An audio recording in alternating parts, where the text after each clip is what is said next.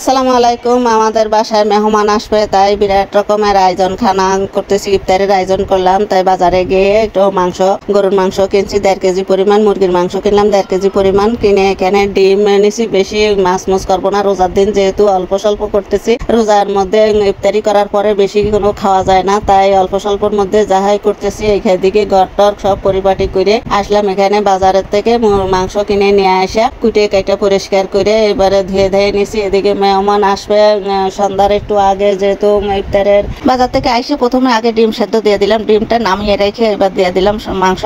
আগে আসবে, এদিকে শরবত টরবত করে নিচ্ছি। তোকমা এসবগুলোর বসে ভিজেই রাখতেছি, রেখে এখানে রান্নার কিছু আয়োজন শুরু করলাম। মাংস ধুয়ে পরিষ্কার করে এক প্রেসার কুকারের মধ্যে দিয়ে দিলাম। মাংসের মধ্যে ময় মশলা সবকিছু মাখাই জুখাই এক লগে বসাই দিতেছি। বসিয়ে এখানে মাংসটা ওখান চুলার পরে রাইখা তারপরে আবার যাই হোক, এবার মুরগির মাংসটা ভাজা করবো বলে রেডি করতেছি। এক পাশে গরুর মাংস বসাই দিছি, আর এক পাশে ফ্রাই প্যান বসাই দিয়ে মুরগির মাংস ভাজা করব বলে পরিপূর্ণভাবে সব হলুদ মরিচ মাখিয়ে নিয়ে বসাই দিলাম। তারপরে ওদিক দিয়ে মেহমান চলে আসবে, তাড়াতাড়ি আমার এদিকে হাতে হাতে কাজ করতেছি। তাড়াতাড়ি কাজ করার পরে এদিকে আবার পোলাও রান্না করব বলে তাই 2 চুলায় 2টা বসাই দিছি। এখন রাইস কুকারে আবার পোলাও রান্না শুরু করে দিচ্ছি। পোলাওর মধ্যে আগে পানি পরিমাণ মতো মাইপে ওর মধ্যে মশলা তেল সবকিছু দিয়ে দিছি। দেওয়ার পরে চালটা আগের থেকে ধুয়ে পরিষ্কার করে পানি ঝরাই রেখেছি। পানি উতরানোর পরে এবারে চালগুলো দিয়ে ওদিকে পোলাও রেডি।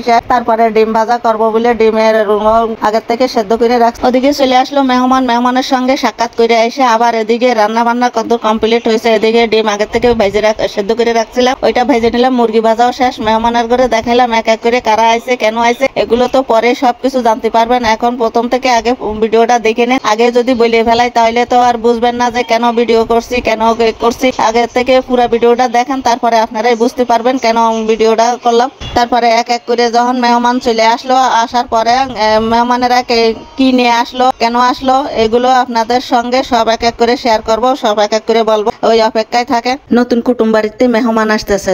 আমার ছেলের দাদি শাশুড়ি, নানি শাশুড়ি, তারপরে নানা শ্বশুর, আরো পিচি বাচ্চা ছোট মোটো শালিমালি আছে অনেক, সেগুলো সবাই নিয়ে আসে। এখন এখানে ইফতারির আয়োজন করা হয়েছে। ওরাও আমাদের জন্য ইফতারি নিয়ে আসে, কাপড় চোপড় নিয়ে আসে। আমরাও ওদেরকে কাপড় চোপড় দিয়ে দেবো। তারপরে ঈদের একটা আনন্দ, ঈদের কিছু কেনাকাটা করে নিয়ে আসছে, আমরা ওদেরকে ঈদের কেনাকাটা করে দিয়ে দেবো। তাই এখানে আমরা এগুলো আয়োজনটা করলাম। আপনার ভিডিওটা দেখে আপনাদের কাছে কেমন লাগলো। লাস্ট টাইমে এখানে মুরগির মাংসটা ভাজা করে রাখছিলাম, সেগুলো আবার বোনা করতেছি। ওদিকে মেহমানের সঙ্গে কথা বলে শেষ করে আইসা ওই মুরগি ভাজা করে রাখছিলাম, ওইটা আবার সম্পূর্ণ বোনা করে রাখছি। রেখে এবার শরবত টরবত রেডি করলাম। এখানে 2 রকমের শরবত তৈরি করছি। এক রকমের শরবত ট্যাং দিয়ে শুরু করছি, আর এক রকমের তোকমা ইসবগুলোর বুসি লেবুর রস দিয়ে তৈরি করছি। ইফতারি যেহেতু সময় ঘনিয়ে আসছে, তাই সবকিছু হাতে হাতে সবাই মিলে কমপ্লিট করলাম।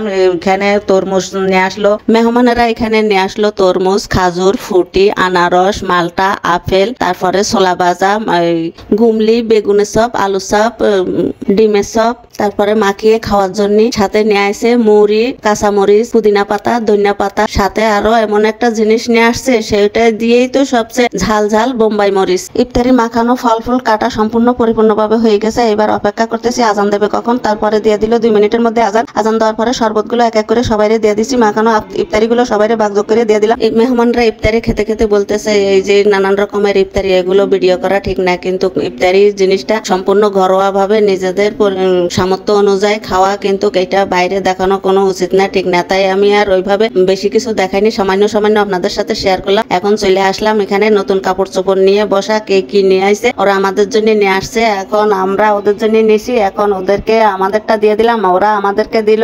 আমরা ওই যেমন দাদি, নানি, নানা শ্বশুর ওদেরকে দিয়ে দিছি, আর ওরা আবার আমাদেরকে দিছে। ভিডিওটা দেখে যদি ভালো লাগে লাইক শেয়ার ফলো দিয়ে যাবেন। পরবর্তী ভিডিও দেখার আমন্ত্রণ রইল। আল্লাহ হাফেজ।